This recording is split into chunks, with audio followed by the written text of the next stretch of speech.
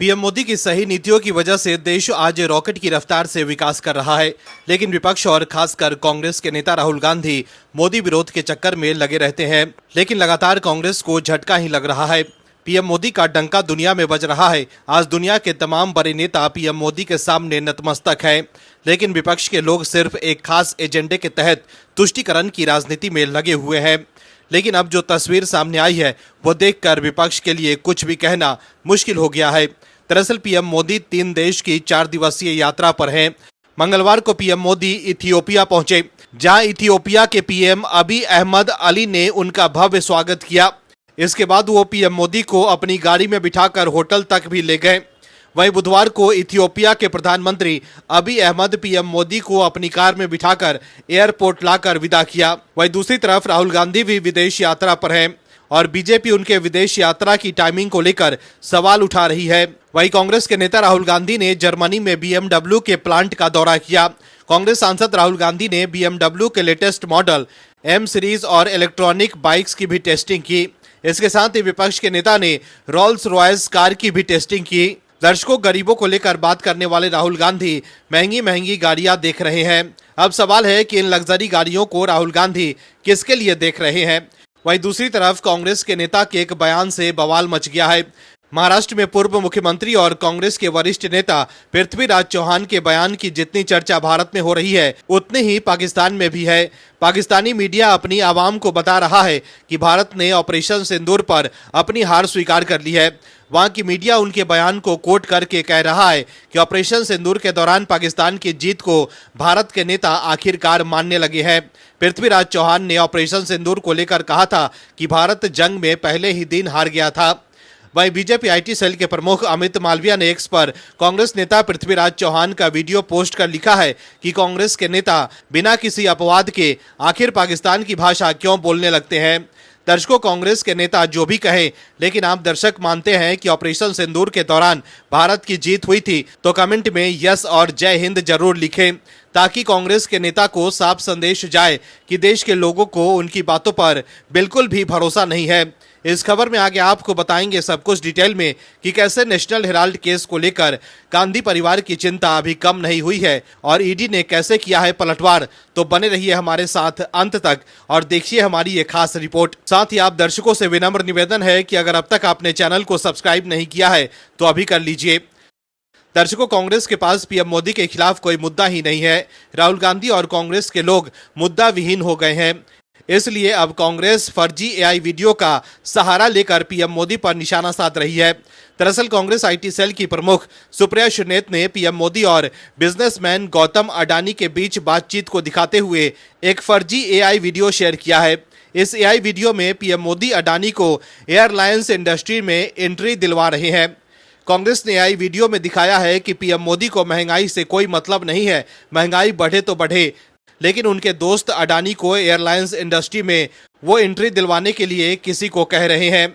मतलब कांग्रेस इस हद तक आ गई है कि उसे फर्जी AI वीडियो का सहारा लेना पड़ रहा है पीएम मोदी पर निशाना साधने के लिए। ऐसे में आप दर्शक समझ सकते हैं कि पीएम मोदी कैसे ईमानदारी से देश हित में काम कर रहे हैं, जो विरोधियों को उन पर निशाना साधने के लिए AI वीडियो का सहारा लेना पड़ रहा है। वहीं राहुल गांधी की दोहरी नागरिकता के मामले में अब लखनऊ की विशेष कोर्ट में सुनवाई होगी। इस केस के रायबरेली में सुनवाई के मामले में जान से मारने की धमकी मिलने के आरोप लगाकर कर्नाटक के विघ्नेश शिशिर ने केस रायबरेली से बाहर ट्रांसफर करने को लेकर इलाहाबाद हाई कोर्ट की लखनऊ खंडपीठ में याचिका दायर की थी।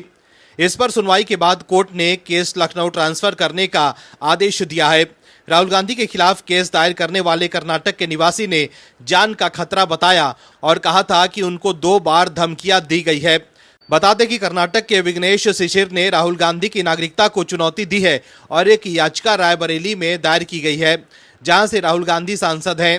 वहीं सरकार ने लोकसभा में विकसित भारत गारंटी फॉर रोजगार एंड विकसित मिशन ग्रामीण यानी VB रामजी राम विधेयक या जी रामजी विधेयक पेश किया है। विधेयक लोकसभा में पेश होते ही तीखी बहस और हंगामा देखने को मिला। विपक्ष इसका नाम बदलने को लेकर विरोध कर रही है, जबकि सरकार इसे मनरेगा की जगह कई बदलावों के साथ ग्रामीण विकास को नई दिशा देने वाला कदम बता रही है। राहुल गांधी ने भी इस फैसले का विरोध किया है, लेकिन सबसे पहले रोजगार की गारंटी 100 दिनों से बढ़ाकर 125 दिनों तक कर दी गई है। यानी अब हर ग्रामीण परिवार के वयस्क सदस्यों को साल में 125 दिन मजदूरी का वैध अधिकार मिलेगा, जिससे काम के दिनों में और आय दोनों में वृद्धि होगी। इससे गांव में ज्यादा दिन काम उपलब्ध किया जाएगा, जिससे ग्रामीणों को साल भर अधिक आमदनी हो सकेगी। लेकिन फिर भी कांग्रेस और विपक्ष के लोग मोदी सरकार के इस फैसले का विरोध कर रहे हैं। दर्शकों, दिल्ली में एक प्रेस कॉन्फ्रेंस में कांग्रेस के राष्ट्रीय अध्यक्ष मल्लिकार्जुन खड़गे ने कहा कि हम उनसे संसद के अंदर और बाहर दोनों जगह लड़ते रहेंगे और उन्हें सबक सिखाएंगे। दिल्ली की एक अदालत ने नेशनल हेराल्ड केस में कांग्रेस सांसद सोनिया गांधी और राहुल गांधी के अलावा 5 अन्य लोगों को राहत दी। अदालत ने इस आधार पर ईडी की चार्जशीट पर संज्ञान लेने से मना कर दिया कि एजेंसी की जांच निजी शिकायत पर आधारित है, एफआईआर पर नहीं। खड़गे ने इस केस में अपने शीर्ष नेताओं को कोर्ट से मिली राहत पर कहा है कि मैं कहना चाहता हूं कि इस फैसले के बाद मोदी और शाह को इस्तीफा दे देना चाहिए, क्योंकि ये उनके चेहरे पर तमाचा है। उन्हें इस्तीफा देना चाहिए ताकि वो लोगों को इसी तरह से परेशान नहीं कर सकें। वहीं नेशनल हेराल्ड मामले को लेकर बीजेपी ने कांग्रेस पर तीखा हमला बोला। बीजेपी के राष्ट्रीय प्रवक्ता गौरव भाटिया ने कहा कि सोनिया गांधी और राहुल गांधी इस मामले में आरोपी हैं और जमानत पर बाहर हैं। बीजेपी की ये प्रतिक्रिया कांग्रेस अध्यक्ष मल्लिकार्जुन खड़गे के बयान के बाद आई। वहीं खबर के मुताबिक नेशनल हेराल्ड केस में कांग्रेस नेताओं राहुल गांधी, सोनिया गांधी के खिलाफ नई एफआईआर दर्ज की जाएगी। जांच एजेंसी ईडी ने कहा कि नई एफआईआर के लिए दिल्ली पुलिस की हालिया एफआईआर को आधार बनाया गया है। दरअसल नेशनल हेराल्ड मामला बीजेपी नेता सुब्रमण्यम स्वामी की एक शिकायत से जुड़ा है। स्वामी ने सोनिया गांधी, राहुल गांधी और दूसरे कांग्रेस नेताओं पर एसोसिएटेड जर्नल्स लिमिटेड कंपनी की 2000 करोड़ की संपत्ति हड़पने का आरोप लगाया है। वहीं ईडी का कहना है कि अदालत द्वारा सिर्फ तकनीकी आधार पर चार्जशीट को अस्वीकार किया गया है, उसमें दिए गए तथ्यों और सबूतों पर सवाल नहीं उठाया। ईडी इसे अपने पक्ष में मान रही है। दरअसल अदालत का फैसला आने के पहले ही ईडी को सुब्रमण्यम स्वामी की शिकायत पर केस कमजोर होने की आशंका सता रही है। भले ही सुब्रमण्यम स्वामी पूरे मामले को लेकर 2013 पटियाला हाउस कोर्ट में शिकायत दाखिल कर रहे हैं और अदालत ने उस पर संज्ञान भी ले लिया है। यही नहीं, हाई कोर्ट और सुप्रीम कोर्ट ने अदालत के संज्ञान पर मुहर भी लगा दी है, लेकिन उसके बाद 12 सालों में केस जस का तस पड़ा हुआ है और जिरहत दूर, गवाहों के बयान तक दर्ज नहीं किए गए। यही नहीं, पूरा केस सिर्फ एक आपराधिक साजिश के तहत नेशनल हेराल्ड की 2000 करोड़ रुपए की संपत्ति को सोनिया गांधी और राहुल गांधी द्वारा हथियाने पर केंद्रित था। जबकि ईडी की जांच में 2017-18 में भी नेशनल हेराल्ड में लगभग 80 करोड़ रुपए की मनी लॉन्ड्रिंग के सबूत मिल चुके हैं। ईडी ने दिल्ली पुलिस को इस पहलू की भी जांच में शामिल करने को कहा। जाहिर है कि ईडी को नेशनल हेराल्ड केस में हुई मनी लॉन्ड्रिंग के सबूत पर भरोसा है और अदालत ने भी उस पर सवाल नहीं उठाया है। ईडी इसे मनी लॉन्ड्रिंग का पुख्ता ओपन एंड शट केस मान रही है। दिल्ली पुलिस ने जो एफआईआर दर्ज की है उसकी जानकारी भी अदालत को है। मीडिया रिपोर्ट्स में सूत्रों के अनुसार दावा किया गया है कि दिल्ली पुलिस इस मामले पर तेजी से जांच कर रही है और एसोसिएट जर्नल्स लिमिटेड के शेयर होल्डर के उत्तराधिकारियों ने पूछताछ भी जारी है। एसोसिएट जर्नल ही नेशनल हेराल्ड, नवजीवन और कौमी आवाज का प्रकाशन करता था। उसमें अधिकांश के बयान दर्ज किए जा चुके हैं। दरअसल 1937 में एसोसिएट जर्नल लिमिटेड की स्थापना के समय सैकड़ों लोगों ने योगदान दिया था और उनका नाम शेयर होल्डर में है। एसोसिएट जर्नल्स के शेयर को यंग इंडिया में दिए जाते समय इसमें किसी भी सहमति नहीं ली गई।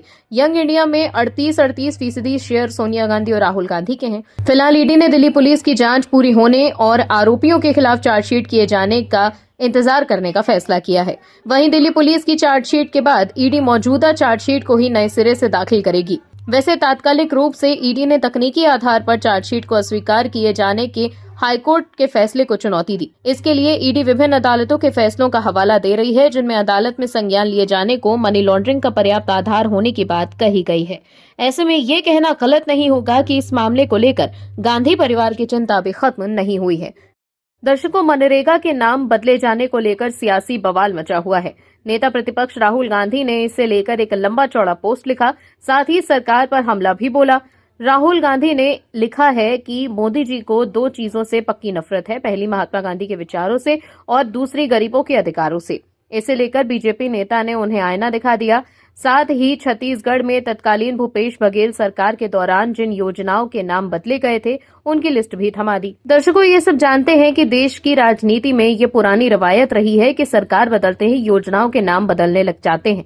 केंद्र में मोदी सरकार को आए हुए करीब 12 साल हो चुके हैं। यूपीए के सरकार के दौरान मनरेगा योजना की शुरुआत हुई थी। सरकार में आने के 12 साल बाद भी मोदी सरकार इस योजना का नाम बदलने जा रही है। महात्मा गांधी राष्ट्रीय ग्रामीण रोजगार गारंटी कानून को अब सरकार विकसित भारत गारंटी फॉर रोजगार एंड आजीविका मिशन करने जा रही है। वहीं इसे लेकर कांग्रेस के नेता राहुल गांधी ने बीजेपी पर निशाना साधा। राहुल गांधी ने लिखा कि मनरेगा महात्मा गांधी के ग्राम स्वराज के सपने का जीवंत रूप है, करोड़ों ग्रामीणों की जिंदगी का सहारा है, जो कोविड काल में उनका आर्थिक सुरक्षा कवच भी साबित हुआ। मगर पीएम मोदी को ये योजना हमेशा खटकती रही और पिछले 10 सालों से इसे कमजोर करने की वो लगातार कोशिश कर रहे हैं। आज वो मनरेगा का नामो निशान मिटाने पर आमादा हो चुके हैं।